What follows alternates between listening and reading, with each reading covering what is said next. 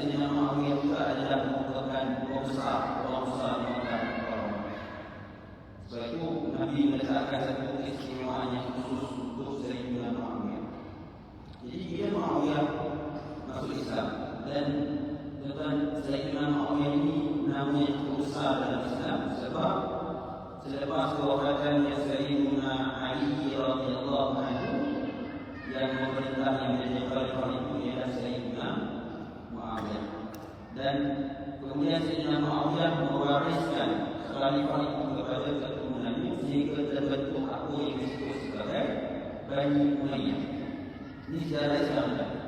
Awalnya yang dikatakan istilahnya monarki itu awalnya ialah yang dilakukan oleh Sayyidina Muawiyah radhiyallahu taala, dan kisah yang masyhur juga ialah pertempuran antara beliau dengan Sayyidina Ali radhiyallahu anhu.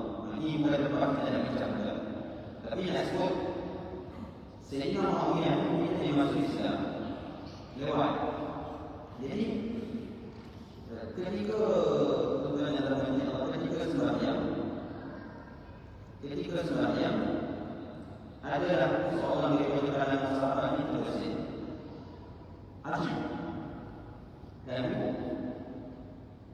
Sayyidina Muawiyah radhiyallahu ta'ala dia berdoa, ya Allah, kerana memang Nabi kata hakul muslim al-muslim, tanggungjawab seorang Islam itu antaranya dia bila saudara kita bersetuju kena sebut ya Allah. Tapi dia tak menjadi perhatian orang lain. Dia jadi macam mana pula kita nak sebut ya Allah. Kalau sebut dalam hati dia, kalau tanya orang Ustaz tu orang kita kalau sebut ya Allah. Sedangkan itu Nabi kata hakul muslim, hak orang Islam. Bila ada saudara kita bersih, syaratnya kata para ulama, Nabi kata ila hamid Allah, dia puji Allah. Jadi kalau dia bersih tak puji Allah, ataupun dia puji tapi tak apa-apa, dia dalam hati je, kita tak tahu. Tak sudah kita doakan dia dalam Allah. Jadi kita dalam hati Allah. Isu dia ialah Sayyidina Muawiyah dengan sehat. Dengan sebanyak ya Allah, moga Allah merahmati kamu kan. Walaupun dia berdoa, tetapi dia ada musuh bercakap-cakap dengan orang lain. Kalau kita tak dibenarkan.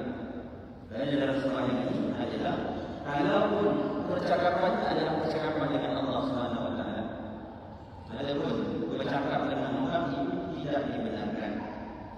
Sebab itu juga dalam mazhab Syafi'i juga kalau yarhamkan maksudnya moga Allah merahmati kamu. Dalam mazhab Syafi'i kalau itu kakak dia ibu, moga Allah merahmati dia. Dia bukan berkata dengan orang, dia guna perkataan kata lagi yang boleh, moga Allah merahmati dia. Yarhamullah, maka dalam mazhab Syafi'i kata tak ada. Jadi bila Sayyidina Muawiyah kata yarhamullah, maka para sahabat tu semuanya pandang bahasa orang kita kata pandang selek. Pandang bolehlah bagi Muawiyah tu tak pernah lagi sahabat ni bila sembahyang doa ya Allah, mana boleh tengah sembahyang. Bila Sayyidina Muawiyah melihat perkara tersebut, Sayyidina Muawiyah tak marah. Dia kata wa subra umayyah. Dalam terjemahan literal dia celakalah mak kamu. Tapi dalam bahasa Arab ini satu ungkapan yang sangat terkenal. Dia bukan doa kecelakaan rumah orang, tetapi usul dalam bahasa Arab kalau bahasa kita kau mau ni pandang-pandang aku ni ni. Kenapa kau pandang-pandang dalam masalah soalnya? Jika Sayyidina Muawiyah kemudian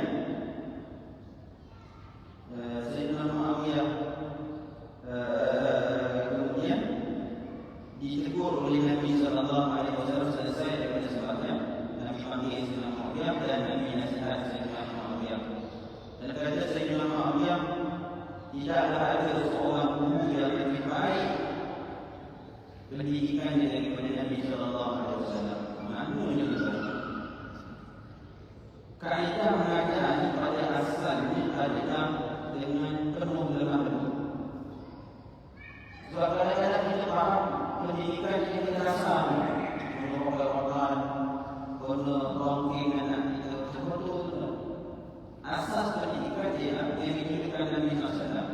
dalam tidak menyebut. Tapi ada para ulama yang langsung tak boleh keluarkan antara itu. Langsung tak boleh makan tidak nama. Saya kenal lagi beberapa orang juga dia. Kalau ayah yang sayangan Nabi langsung tak makan ini mana anak dia bahasa kita yang kasar dia kata kurang diajar. Memang anak-anak ni walaupun asal pendidikan dia tadi, tapi sampai satu tahap dia kena ada sedikit ketegasan. Begitu juga Nabi SAW. Nabi juga ada ketegasannya. Bukan Nabi yang boleh diasurkan. Ada satu hadis, sahabat yang mengadu kepada Nabi SAW, dia sembahyang dengan seorang sahabat yang lain. Sebenarnya tak sebut siapa sahabat, ulama kita siapa sahabat yang jadi imam. Dia sembahyang, sahabat ni baca bunyi dalam panjang. Akhirnya sahabat tadi dia batalkan sembahyang itu. Dia balik ke rumah sembahyang sendiri dan dia mengadu kepada Nabi SAW. Nabi sedang dengar aduan itu, Nabi naik ke atas mimbar, kata sahabat aku tidak pernah melihat Nabi lebih marah daripada kali ini. Nabi kata, adakah di kalangan kamu yang menyebabkan orang ramai ini lari daripada kamu? Apa kesalahan sahabat itu? Semuanya panjang. Itu kalau semuanya panjang itu orang kan? Orang marah semuanya panjang. Tapi maknanya agama itu tergabungnya macam proses semuanya. Agama melihat sampai tahap dalam bahasanya pun mesti meraihkan orang. Tak apalah kalau orang baca Muslim, okey kalau baca satu juz cukup. Tapi mungkin tuan yang dalam Allah dalam kalangan itu ada orang yang mungkin duduk sakit kan tambah-tambah ada kursi. Itu yang belum tak boleh yang ada kursi duduk sakit, ikan sakit. Ada satu surah betul-betul semuanya tarawih. Imam itu, anu yang nak duduk sakit kan. Jadi dia rukuk punya dalam betul-betul. Tidak habis. Habis semuanya semua masih kan. Ustaz dengan lakukan Ustaz. Ikan masih sakit. Jadi sebenarnya dalam hati Allah, mana yang kita sebut tadi. Pendidikan itu yang perlu ada kejelasan. Tapi pada awalnya, Nabi ajarkan dia lakukan. Jadi sebenarnya dalam hati Allah, Nabi kata, baru masuk hati. Nabi kata, nama buat tasbih, buat takbir, buat qira'at Al-Quran. Sembahyang ini hanyalah tasbih, takbir dan membaca Al-Quran. Jadi tak boleh dalam sembahyang kita berkata-kata walaupun Tuhan berkata-kata di dalam bahasa Arab. Perkataan dalam bahasa Arab paling minimal ialah dua perkataan. Contoh dalam bahasa Arab, fi, fa, ya. Ila, alif, lam, alif, hujur. Mim, nun. Paling kurang dua perkataan. Dalam bahasa Melayu, paling kurang dua perkataan. Dalam bahasa Melayu, saya rasa dua ratap perkataan. Contoh, ya dan ya, I-A dan Y-A. Dua perkataan.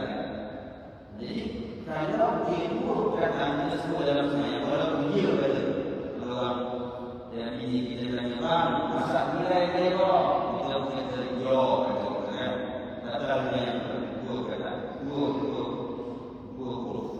Itu membatalkan semuanya. Sebab dulu ada bahaya Tuhan, ada ustaz dia kata, bila tengah semuanya, kita angkat telefon dan orang telefon, kita pun angkat telefon jawab. Tapi jangan cakap banyak ustaz tu, cakap satu perkataan je. Solat, tak batal kata ustaz. Ada orang sosial pula. Siapa pula mengajar yang angkat telefon ni? Sebab ustaz tu kata, kalau satu perkataan tak apa. Bukan satu perkataan, satu huruf. Itu pun kan dalam bahasa Arab ni satu huruf mana-mana. Jadi sebab dalam bahasa Arab, kalau dia sebut bahasa Arab, satu huruf yang satu huruf itu ada mana. Contoh perkataan qaf, kaf kan, kaf dari bawah. Ki itu ada maksudnya dalam bahasa Arab. Maksudnya ialah berhati-hati. Ki ataupun dalam bahasa Arab ro pada atas. Ada maksudnya lihada. Itu pun menyebabkan solat itu akan menjadi batal. Jadi kita lihat dalam ayat Allah, kecuali ada dua wajah Ustaz. Kalau aku boleh tak ada. Ini adalah batu yang batu bersin, batu bersin apa kan yang semua ini dalam mazhab kita mazhab Syafi'i, kalau memang yang kau katakan itu hilang. Cuma kalau batu itu dia jumlah ini bukan batu dia batu tidak bunyi lain. Ayo dia batu yang dia mesti ada askum betul.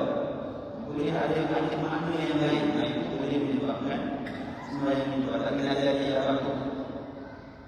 Dan juga dalam hati Allah Subhanahu Wa Taala, satu lagi boleh menyebabkan batal batu dengan kalau dia berlari saja. Orang batu rumah kan, orang batu rumah masuk lagi dia nak masuk rumah, masuk bilik tu, dia pergi tahu dia sebenarnya dia pun berjahit. Padahal ayat tu, sebab dia pun ada masuk. Dia nak pergi tahu dia sebenarnya batal. Ini semua ada dalam perbincangan kita religion. Jadi kita hanya sebut secara umum lalu apa yang ada perbincangan di kalangan para ulama. Satu lagi ialah boleh tak kita doa dalam semuanya yang bukan doa yang baik dari Tuhan. Bila? Wahai Allah, dalam syarat, wahai Allah, murahkanlah rezeki aku bila. Dalam mazhab kita mazhab Syafi'i boleh berdoa walaupun doa itu tidak baik. Ya Allah, kurniakanlah aku isteri yang ramai. Ya Allah, kurniakanlah aku panjang umur. Doa ini itu ada satu doa dalam Al-Quran, tapi maknanya asalnya dalam mazhab Syafi'i kalau doa walaupun tidak baik dalam hadis, kalau dikata ya Allah ampunkan dosa, Allahumma ghfirli, itu dibolehkan. Dan itu adalah kita biasa baca doa sesungguhnya boleh. Allahumma atina fiman hadaitan wa afina fiman afait. Dalam kitab mazhab Syafi'i, khusus subuh itu boleh digantikan dengan doa yang lain. Contoh, dalam kitab mazhab Syafi'i, contoh, doa subuh ini. Sami Allahu liman hamidah, membaca Allahumma ghfirli ya Ghafur, wa sallallahu ala sayyidina Muhammad wa ala alihi wa sahbihi wa sallam. Allahu Akbar. Banyak. Dapat pahala pun subuh. Cuma kalau orang tak dalam ngaji, heboh lah kalau masuk Facebook lah. Apa yang mengaji muslim lain dan lain subuh dia.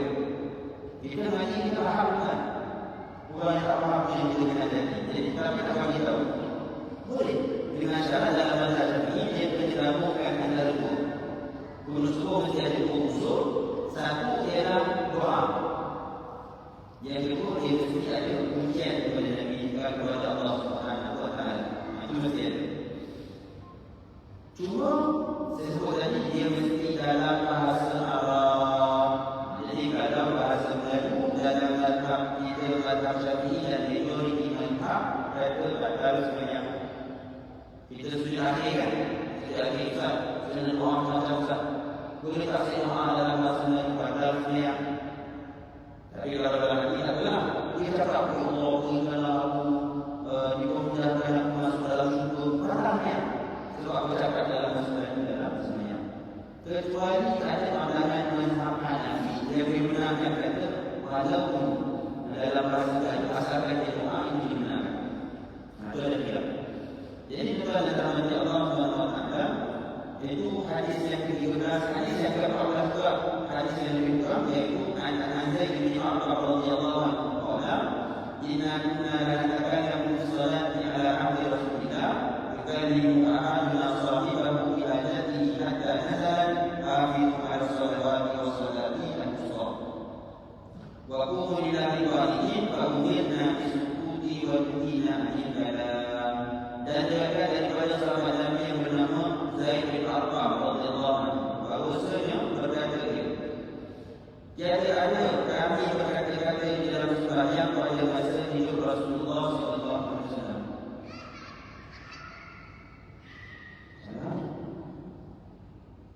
Tiada ada kami berkata-kata. Salah.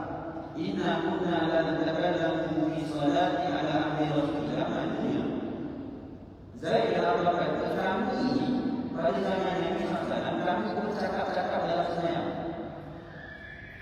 Yukallimu ahaduna sahibahu fi hajatihi, berkata-kata seorang daripada kami akan padanya dengan hajatnya hingga turun ayat kira-kira maknanya peliharalah oleh sekalian kamu atas sekalian sembahyang dan sembahyang besar, dan berdiri sekalian kamu kerana Allah al-keadaan yang taat, maka disuruh akan kami diam dan dinyatakan kami daripada berkata-kata akan perkataan yang tiada diizinkan dalam sembahyang. Jadi tuan, hadis terpada beritahu asalnya awal Islam di Mekah Al-Mukarramah, sahabat ini sembahyang sambil bersembang.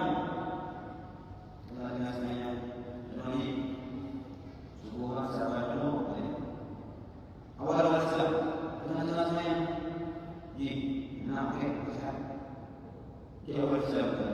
Tapi kemudian sampai turun ayat Quran, hafizu ala salawat, peliharalah sembahyang, wassalatil wusta, dan sembahyang yang pertengahan. Ulama bincang, ulama khilaf, apa dia sembahyang pertengahan ni? Sebenarnya kan ada 5 kan? Mesti ada satu yang tengah. Apa salat tengah? Ulama khilaf. Majoriti ulama kata salat wusta ini, salat tengah-tengah ni adalah sembahyang asar. Kenapa Quran kata peliharalah sembahyang dan sembahyang asar? Adakah sembahyang asar tak masuk dalam sembahyang? Masuk.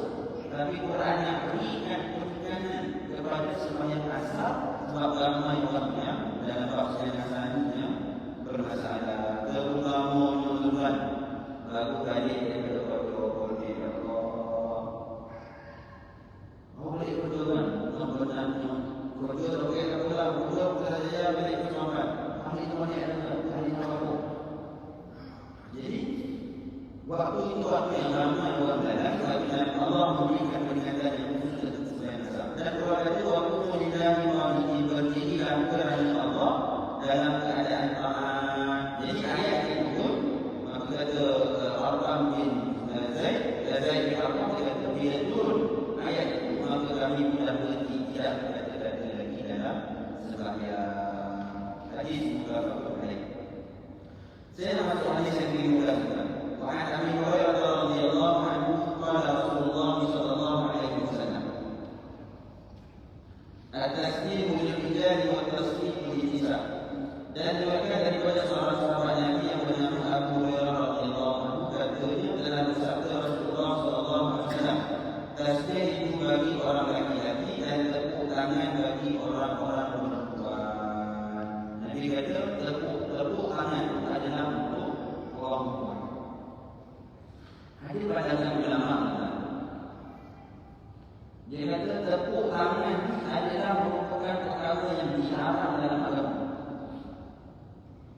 Orang yang masuk ke mabuk majlis makan, jangan tepuk tangan. Tepuk tangan itu adalah perkara yang dilarang. Sebab Nabi kata tepuk tangan itu adalah untuk orang perempuan. Dan tepuk tangan katanya adalah bukan budaya kita, bukan budaya orang Islam itu. Budaya Islam budaya ni takbir. Bila orang nak buat persembahan, takbir Allah baru Islam. Kata sebagai ulama. Tetapi asasnya bukan dirahmati Allah Subhanahu Wa Taala. Di sana ada pandangan yang ramai juga di kalangan para ulama yang mengatakan tidak. Antaranya Ibnu Hajar dan Haythami dalam kitab Al-Zawajir, dia kata yang kami sebut ini ialah konteksnya dalam sembahyang, tapi bukan makna Nabi kata dilarang secara total untuk kita menepuk tangan. Di Tidak. Ini konteksnya adalah dalam sesuatu. Dan walaupun tepuk tangan adalah memang budaya Barat, adakah maknanya kita tak pilih langsung untuk mengikuti apa yang dibuat di Barat? Banyak betul di Barat, senyuman, necktie, baju kot, apa lagi? Jam tangan. Bukan itu yang asal, orang yang buat. Tapi selagi mana dia bukan berkaitan dengan agama, tak ada masalah. Tuhan dalam Allah Subhanahu wa Ta'ala. Jadi satu lagi ialah kerana konteks zaman itu mungkin dalam keadaan ulama yang melarang tepuk tangan ini, kerana itu adalah mungkin zaman itu biasa dilakukan oleh bukan orang-orang yang baik. Tapi hari ini tak ada masalah dalam tilawah Quran orang tepuk tangan. Dan tidak ada nas yang jelas melarang daripada orang untuk bertepuk tangan. Dalam Quran ada sebut orang musyrik Mekah ini dia beribadat dengan bertepuk tangan. Tapi kata para ulama, mereka bertepuk tangan itu adalah kerana mereka nak mengganggu Nabi SAW yang sembahyang di Baitullah, bukan haramnya bertepuk tangan.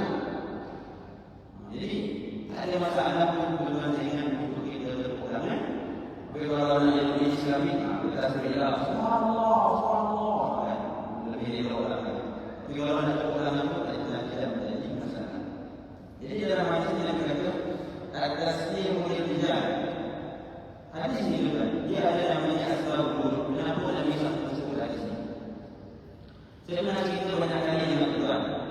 Ada satu peristiwa Nabi SAW ini dia lewat datang sembahyang. Nabi dia lewat datang sembahyang. Jadi tidaklah menjadi kesalahan lewat datang sembahyang itu kan. Walaupun Ustaz Hafiz ini dia masalah sehingga kadang-kadang kita balik ke kan.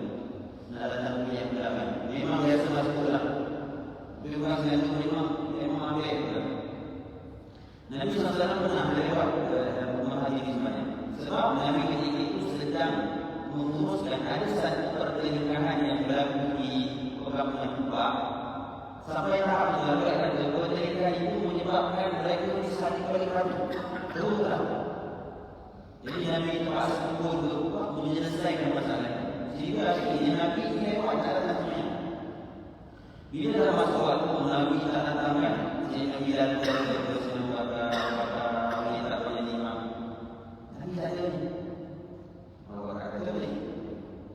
maka bapa menjadi imam semuanya ibu-ibu Nabi dari belakang Nabi datang ke depan.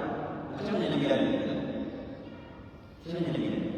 Ada pada ayatnya Nabi mencelah-celah dengan sahabat. Ada juga yang kata tak Nabi lalu di tengah-tengah di kalangan sahabat. Sebab saya dah masuk bahawa lamanya lalu di hadapan orang sembahyang itu ialah kerana kita sembahyang bersendirian. Nanti kita jawab yang khusus berkaitan dengan Rasulullah. Kalau sembahyang jemaah, ini ada orang haram semua. Kalau sembahyang jemaah, Rasulullah kita ialah imam Rasulullah. Jadi kalau kita nak semakin kita lalu boleh kita lakukan dengan syarat tengoklah kalau orang itu takut jadi sebaik orang dari tidak menggunakan. Tapi nak kata dia teman-teman dalam salah. Ada pula yang tak main siap malam tu. Kalau tu sebab ni malam jalan tidak dalam jemaah tak ada masalah. Kerana semua dia ada imam. Ini gitu Pak. Jadi kalau orang belakang dari belakang boleh masuk ke depan. Sahabat ini boleh nampak Nabi. Sebab dalam sejarah Madinah Munawwarah tidak pernah Nabi ada, tapi imam ini bukan Nabi ada. Jadi sahabat ini boleh nampak Nabi SAW. Sahabat semua tepuk-tepuk tangan. Nak cakap boleh? Katanya. Jadi sahabat berisyarat untuk tenang. Beritahu kepada Nabi bahawa dia beritahu kepada Abu Bakar bahawa Nabi ada. Abu Bakar mula tak perasan sebab Abu Bakar ini semuanya bukan macam itu. terus semuanya segala sesuatu kita tahu bukan kita orang. Abu Bakar ini kita sebenarnya tak kasar, khusyuk lah. Sampai Abu Bakar kata, aku tak berhenti. Mungkin mula-mula kan kita kira tu ada apa-apa kan. Tak berhenti. Akhirnya Abu Bakar boleh. Ini juga dalil sebagai ulama Syafi'i kata bahawa sembahyang itu kalau boleh tak batasnya. Sembahyang kita tengok awal itu. Jadi orang batasnya.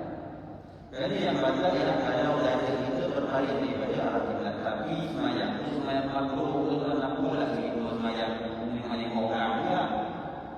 Tapi tak ada. Jadi Abu Bakar dia mesti tengok. Tengok yang Nabi katakan. Nabi SAW beri isyarat Abu Bakar sih. Jadi itu menjadi imam. Tapi Abu Bakar radhiyallahu anhu kata dia angkat tangan. Jadi puji Allah alhamdulillah dia di belakang. Nabi dia menjadi Abu Bakar kerana Nabi pun menjadi imam. Selesai daripada sembahyang Nabi SAW tanya Abu Bakar Abu Bakar mana akan terjadi dalam apa yang menghalang kamu untuk tetap diam dalam suruh diam semaya itu. Abu Bakar termakan dari bagi kata ayat taqaddama ala Rasulillah sallallahu alaihi wasallam. Rasulullah tidak akan selama-lamanya anak kepada Abu Bakar ini akan mendahului Nabi sallallahu alaihi wasallam.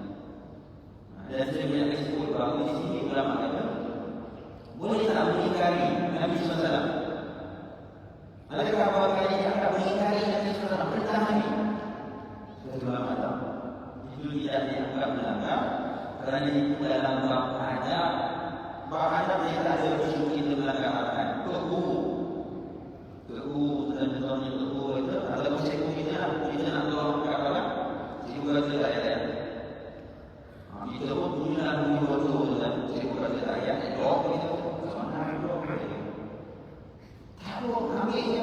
ambil dia pakai orang cikgu doa kan. Seorang yang mengangkat dalam doa hadap dia tak sanggup hukum. Itu tidak dianggap kita melanggar perintah yang ada bumi.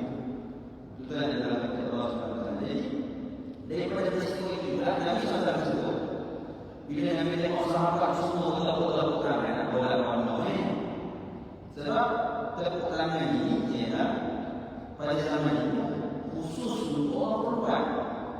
Orang perempuan yang bukan sesaruh kan. Sebab orang perempuan ini suara dia ialah tidak boleh ditinggi-tinggikan. Tidak boleh dilunak-lunakkan. Tak apa kalau perempuan macam lelaki sebut subhanallah. Dapatlah orang perempuan suara melagi-lagi. Subhanallah. Malah yang lelaki lepas dia tak tahu orang yang sebut suara jadi tak pusing pula. Dan begitu juga tuan, kita pernah sebut bahawa azan kenapa orang perempuan tak boleh azan?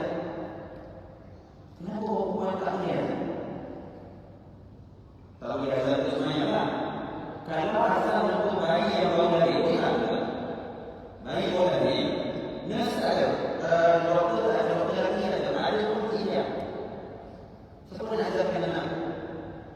Yang kedua adalah perempuan. Ayah tak boleh masuk. Saya dulu kan masa anak dalam muslim kahwin tak boleh masuk. Tak tahu siapa azan. Boleh tak anda sebutkan azabkan untuk bayi yang boleh lahir? Boleh juga. Boleh. Dulu kita tak boleh, kita tak tahu lah. Tapi kalau kita nurse, azabkan kita tak tahu.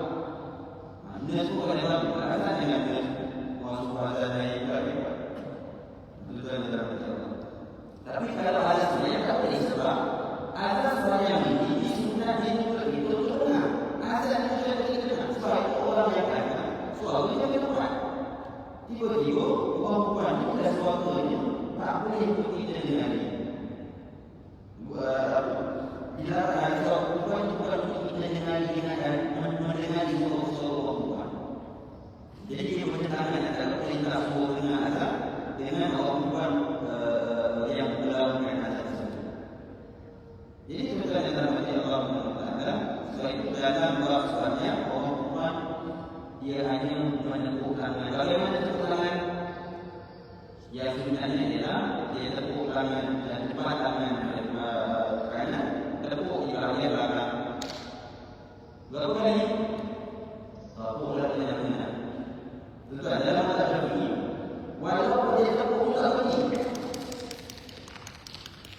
dia bergerak apa dia? Sebab dia memang ada kebutuhan. Dan telepon dia telepon dalam tasbih ini dia bukan hanya kerana imam tersilap, boleh juga dalam apa-apa keadaan. Contohnya ada orang buta di tengah jalan, dia tak nampak, dia nak masuk keluar, dia nak cakap tak boleh. Kalau dia lagi dia boleh subhanallah. Tapi kalau orang buta tu subhanallah, oh dia kata dia masuk juga dalam macam mana kan. Ataupun kita berhenti, dia rasa yang orang sana orang tu. Tapi nak kata boleh, waktu itu kita boleh sebut subhanallah. Ataupun macam tadi, orang datang rumah kita tengah semayang, dalam rumah kita kan baca itu, kita uji itu. Macam mana kalau kita tahu kita semayang, boleh guna subhanallah ataupun buat terpulang. Boleh. Boleh tak dalam sesuai orang perempuan subhanallah dalam tiga atau orang boleh. Tapi itu dia kerana menyalahi perintah Nabi sallallahu alaihi wasallam. Tepuk tangan dalam belakang tepuk depan. Okey, kalau saya nak keluar, yang kiri saya nak tepuk sebelah kanan. Boleh tak? Boleh. Ataupun dia nak tepuk kedua belakang. Boleh tak? Boleh juga.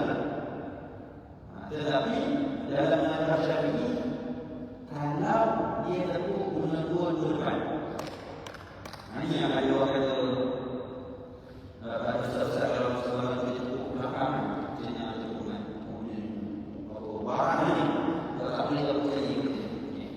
Dalam mazhab Syafi'i, kalau dia tepuk depan dan tujuan dia adalah untuk bermain-main barangnya, Kenapa posisi tak dibenarkan dalam semayang? Sebab ini pada zaman saya lagi pada zaman dahulu, ia adalah simbol lakukan kepada orang-orang ahli dunia. Ia simbol orang dunia juga percayaan. Tapi tuan, suasana berbeza. Jangan sebut. Sebab itu hukum dia mesti ikut kepada suasana. Tak boleh apa yang ada pada zaman dahulu itu yang kita apply kepada hari ini. Itu yang banyak masalah. Hari ini dia dah tak menjadi satu lambang dunia. Semua dah tak menjadi perhatian masalah. Cuma jangan tepuk ke orang semayang. Tapi ya, habis dia baru terangkan dalam mengatakan rumah Allah ataupun boleh mengganggu rumah semayang. Tak boleh lah. Tapi bukan sebab tepuk tadi. Tapi kalau nak berhati-hati juga, kalau saya nak tepuk semayang, tapi nak tepuk yang nak tepuk lah kan. Tak nak tepuk pun tak ada. Ini tujuan yang dalam hati Allah apa yang ada perbincangan di kalangan para ulama kita. Kemudian untuk lelaki Nabi sallallahu alaihi wasallam sebut, untuk lelaki itu dia adalah at-tasbih subhanallah. Jadi apa yang sahabat buat pertama tadi tak benar Nabi beritakan supaya sahabat ini menyebut subhanallah. Saya nak akan kisah, saya nak sebut subhanallah. Saya nak sebut la ilaha illallah. Boleh dan buat. Tapi ia menyalahi sekali lagi menyalahi sunnah Nabi sallallahu alaihi wasallam. At-tasbih yang dengan tasbih adalah untuk lelaki-lelaki, wa tasbihu lin-nisa dan perkataan adalah untuk orang perempuan. Tuan, sebelum kita berhenti nak baca satu hadis tuan,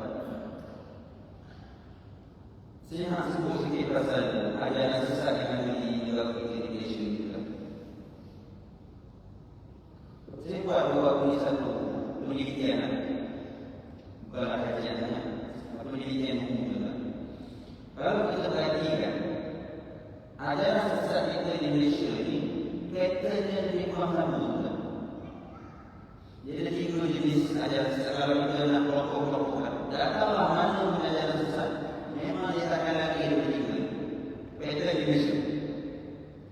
Yang pertama sekali, ajaran sesat yang mendakwa diri Tuhan, macam meyakin Tuhan itu, ataupun dia dakwa diri dia sebagai Nabi, Rasulullah,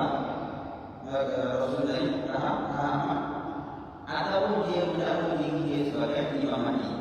Maksudnya dalam Imam Mahdi ini ialah gerakan Al-Aqab Syari Muhammad yang mendakwa guru dia Syekh Mahdi sebagai Imam Mahdi. Tiga jenis yang pertama, jenis mendahului. Jadi kadang antara orang dia kata dia Imam Mahdi, dia tu Nabi, bukan? Dia tu datang tu tak seperti itu. Dia Nabi kan sebutkan dalam cerita kita beritahu. Dia kata dia tu memanglah kaki ini. Dia kau pun lagi pasal dia dah betul. Yang kita cakap pasal satu. Yang kedua tu kan, tapi kadang-kadang yang tahu Imam Mahdi ni ada yang masalah mental mana tu ada. Saya pernah cerita jabatan menteri yang seorang datang. Dia kata, Ustaz, saya ni orang yang minum oleh orang lain. Wallah, saya ada cerita. Saya tak minum orang lain. Saya mimpi ada lelaki yang beritahu saya inilah yang akan menyelamatkan dunia ini. Itu Islam. Jadi ahli sekali saya kata bang, apa menyelamatkan dalam Imam Mahdi kan tu? Dia kata alhamdulillah nak Ustaz tahu tak ada. Dah kita dah. Ada. Tapi bila kita kajian dia kata Ustaz saya masa tu orang apa itu kan? Saya minta maaf kepada Allah. Kemudian isteri saya minta mencerai, anak saya pun tinggalkan. Dia faham tak? Kenapa dia jadi macam itu? Dan memang kalau kita tengok ajaran sesat itu dan kalau kaji fatwa sesat ini, antara 2021 sampai 2023 ajaran sesat yang paling banyak dalam sejarah Malaysia masa COVID. Sebab orang tak ada waktu orang yang minum itu yang macam-macam dalam sosial keluar. Yang kita yang tak minum itu kita yang besar. Itu yang kita faham juga. Satu. Yang kedua ajaran sesat juga kebanyakannya adalah dalam bentuk ajaran makrifat.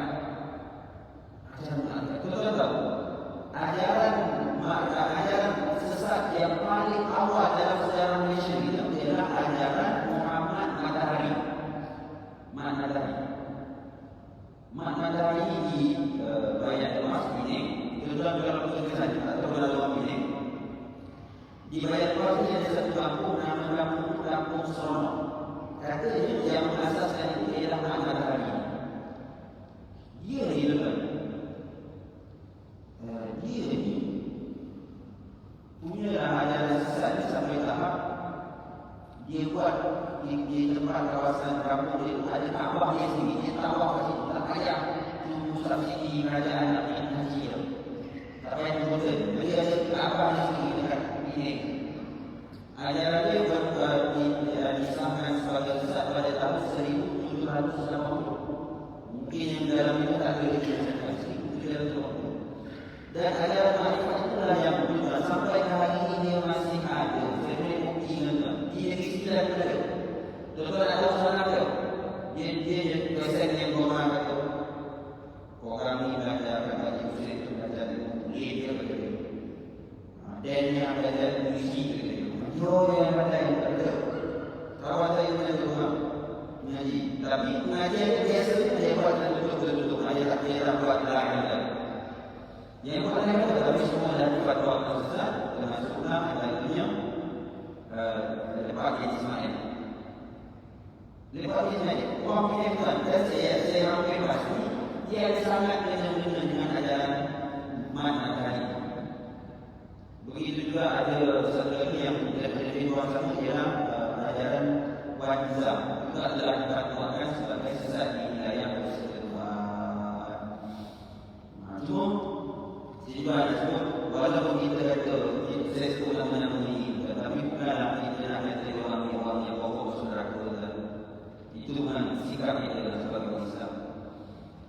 Walaupun kita fatwa Islam, tapi kita tak pernah mengusuli barang itu.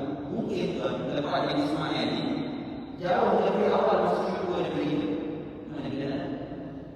Ada satu hadis. Seorang lelaki dia tengok di kuburan, tak ada orang yang menemuikan jenazah. Seorang yang menemuikan. Tak ada orang menemuikan. Akhirnya dia pergi jumpa dengan keluarga. Dia kata, kenapa tak pulang? Dia kata, satu kampung dia tak jumpa jenazah mati. Tapi lelaki ini dia bermimpi pada waktu malam. Dia jumpa dengan orang yang